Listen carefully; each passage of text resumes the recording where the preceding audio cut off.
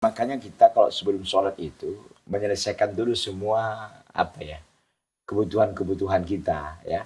Maka sehingga kita dalam sholat pun dimakruhkan kalau kita mudafa'atu akhbathain gitu, sedang sesak mau pipis atau sesak buang air besar gitu. Bahkan pun kalau ada makanan yang hadir, kita nggak usah sholat berjamaah, nggak apa-apa. Nggak sholat berjamaah karena makanan hadir dan kita lapar gitu ya. Kita selesaikan dulu hajat kita untuk makan. Begitu. Nah, terkait dengan masalah itu tadi, itu sama mungkin ya kalau kita bisa analogikan ya, dengan ada ular gitu. Dengan ada ular yang mau matok kita atau ada anak kecil yang mau tenggelam gitu kan.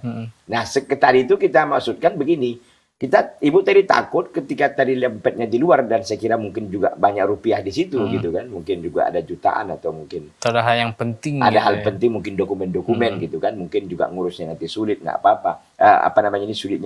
Ngurusnya sulit dan lain-lain begitu. Maka ketika itu boleh dia memutuskannya. Selama memang waktunya masih ini ya. Waktu sholatnya masih memang ini gitu.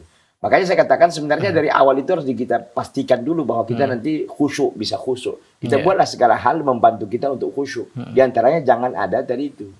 Qadarullah lupa gitu kan. Teringatnya waktu sholat kan syaitan juga pandai bermain gitu kan. Itu tadi kalau emang kira-kira. Tapi kalau dompet ajanya, nggak adanya hal yang penting di situ. Mungkin juga uangnya nyali baru 5.000 perak gitu kan. Ya udahlah, doa aja, tawakal aja kepada Allah gitu. Menurut pas keluar jadi lebih banyak. Ini banyak lagi gitu kan.